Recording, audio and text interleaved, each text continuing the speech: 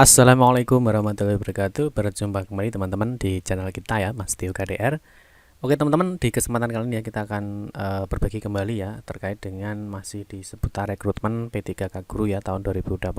Nah, di kesempatan kali ini teman-teman ya kita akan membahas teman-teman ya, ini sedikit informasi yang sebenarnya penting teman-teman ya. Dikarenakan ini sebenarnya ya juga ada informasi yang agak sedikit was-was teman-teman ya. Nah, itu terkait dengan apa, teman-teman? Yang pertama ya, teman-teman, terkait dengan bagi teman-teman yang sudah lulus formasi ya untuk P3K di tahap 1 ya, ini jangan senang dulu, teman-teman ya. Karena apa? Karena ada informasi dari pejabat BKN bagi teman-teman yang lulus tahap 1 ya, bisa saja teman-teman nanti bisa TMS ya ataupun mungkin bisa didiskualifikasi. Ya, nanti ada informasi yang akan kita sampaikan terkait dengan teman-teman yang lulus di tahap 1. Yang tahap 2, yang kedua ya, teman-teman, ini ada sebanyak 225 ya peserta SKD. Nah, ini CPNS terbukti curang didiskualifikasi. Jadi ini teman-teman informasinya sangat penting. Terus untuk yang teman-teman yang lolos di tahap 1 ya, ini karena nanti ada pemberkasan untuk pengajuan NIP. Tentunya ada hal-hal yang perlu kalian siapkan dan ada hal-hal yang perlu kalian cermati ya, sehingga nanti ketika teman-teman itu melakukan upload data ya, itu teman-teman tidak ada kesalahan dalam pengiriman data atau berkas.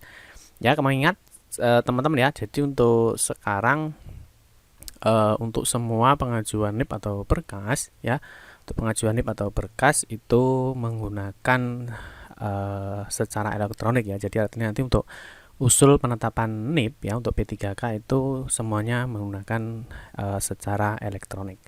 Nah, informasinya apa saja teman-teman? Nah, seperti biasa ya, kita ingatkan kembali. Mungkin bagi teman-teman ya yang baru melihat channel ini ya, atau mungkin baru bergabung di channel ini, jangan lupa ya klik tombol like dan subscribe. Silahkan bunyikan lonceng notifikasinya biar Anda selalu mendapatkan informasi-informasi terbaru dari kita. Oke teman-teman, yang pertama ya, kita awali dulu ya dari informasi terkait dengan SSC-ASN. Nah, tentunya teman-teman di sini bagi teman-teman ya yang lolos seleksi di tahap 1 ataupun bagi kalian ya yang lulus seleksi SKD ya di CPNS. Tentunya di sini teman-teman bagi yang lulus P3K tahap 1 ya di login SSC-ASN itu ada informasi bahwa selamat Anda lulus seleksi P3K Guru ya tahun 2021 ya. Tahap selanjutnya ini adalah pengisian daftar riwayat hidup ya bagi peserta yang lulus untuk diusulkan penetapan nomor induk P3K. Nah, teman-teman harap memantau jadwal pengisian daftar riwayat hidup ya. Jadi di sini nanti ada usulan berkas ya untuk pengajuan NIP P3K. Nah, yang kedua teman-teman, untuk yang teman-teman yang CPNS ya, di sini yang lulus di SKD ya, tentunya teman-teman mengikuti jadwal untuk mengikuti seleksi di SKB. Oke, yang pertama teman-teman kita informasikan ya. Jadi ini ada informasi dari laman bkn.go.id teman-teman, di mana sebanyak 225 peserta SKD ya CPNS terbukti curang, yaitu dilakukan diskualifikasi ya. Jadi Humas BKN penelusuran tindak kecurangan dalam ujian seleksi kompetensi dasar atau SKD CPNS tahun 2021 masih terus berlangsung teman-teman ya. Di tengah pelaksanaan rangkaian seleksi CASN yang masih berjalan ke tahapan selanjutnya ya. Kepala Biro Humas dan Kerjasama BKN di sini Satya Pertama mengungkapkan bahwa terhitung sudah ada 225 peserta SKD yang terbukti curang diputuskan untuk didiskualifikasi. Jadi teman-teman ini yang kemarin sempat ramai, yaitu terkait adanya kecurangan dalam pelaksanaan SKD. Nah, daftar data nama yang peserta tersebut diumumkan lewat masing-masing instansi ya. Melalui pengumuman hasil SKD, peserta curang diberi tanda diskualifikasi di kolom pengumumannya ya. Terus di sini teman-teman ya, Satya juga menyampaikan bahwa bersama BSSN masih terus bergerak melakukan audit forensik ya dan audit trial, yakni mengaudit seluruh tilok seperti pemeriksaan perangkat seleksi dan juga CCTV. Ini teman-teman ya. Terus di sini teman-teman menyangkut hasil temuan kecurangan ya, Satya mengumumkan dari total 2 juta peserta seleksi, 225 peserta diantaranya atau sekitar 0,01% itu terbukti curang. Ya, dengan ditemuan 9 tilok ya di lokasi SKD yang berada di wilayah Sulawesi dan Lampung. Nah, jadi ini teman-teman ya, bagi teman-teman kemarin yang mungkin terindikasi kecurangan, yaitu dilakukan diskualifikasi teman-teman ya. Terus yang berikutnya teman-teman, ini yang informasi yang agak mungkin bikin teman-teman was-was ya. Jadi yang pertama adalah bagi teman-teman yang lulus formasi P3K di tahap 1, jadi jangan senang dulu ya. Di sini ada simak penjelasan di 2 pejabat PKN ya. Jadi yang pertama, tahapan seleksi P3K 2021 masih berproses ya bagi peserta yang sudah lolos untuk formasi di tahap 1. Nah, di sini jangan senang dulu karena bisa saja dianulir kelulusannya. Ya, bisa saja dianulir atau mungkin TMS ya, tidak memenuhi syarat, ataupun mungkin didiskualifikasi ya. Nah, di sini teman-teman ya, lolos formasi CASN ya, baik CPNS maupun P3K ya, bukan jaminan bisa mendapatkan NIP. Ya, kata PLT Kepala Badan Kepegawaian Negara ya, atau BKN Bima Ria Wibisana kepada jpnn.com. Nah, di sini teman-teman ya, ada prosedur yang harus dilewati mulai dari pemberkasan ya, pengusulan dan juga penetapan NIP. Jadi artinya bagi teman-teman yang di SSC-ASN-nya ya sudah dinyatakan lulus untuk tahap 1, di sini masih ada tahap selanjutnya. Nah, di tahap selanjutnya ya teman-teman ya, ini bisa saja teman-teman itu dianulir ya, atau mungkin didiskualifikasi. Nah, di sini ada keterangan ya, atau juga bisa di TMS ya, atau tidak memenuhi syarat ya. Di sini ya, ketika sudah diproses masing-masing instansi ya, BKN akan disaring kembali ya. Jika dokumennya ada yang tidak benar, BKN berhak memberikan tanda TMS atau tidak memenuhi syarat ya. Jadi bisa saja teman-teman yang sudah lolos di tahap 1 itu bisa saja dia di TMS ya, atau tidak memenuhi syarat.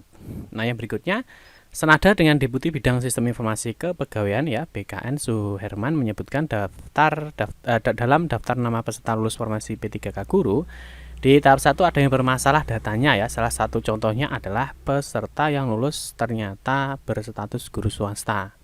Nah, nama-nama ini kemudian diminta Dirjen Guru Tenaga Kependidikan ya, atau Kemendikbudristek untuk di TMS-kan ya. Jadi ini kemarin yang sempat ramai ya. Jadi ada guru swasta yang bisa ikut di tahap 1, ternyata dia lulus ya. Nah, ini sudah di TMS-kan ya, karena memang yang bersangkutan tidak boleh ikut tes di PPK 2001 untuk di tahap 1 ya, karena untuk tahap 1 hanya guru di sekolah negeri dan juga untuk teman-teman ex honorer kategori 2.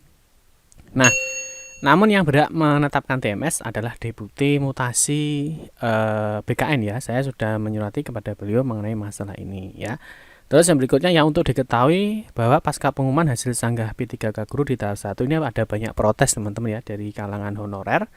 Nah, di sini teman-teman yang diprotes itu apa ya? Kalau kita lihat sedikit teman-teman ya. Jadi yang diprotes adalah mulai dari keberadaan guru swasta yang bisa ikut tes di tahap 1 dan lulus. Ya, ini yang diprotes.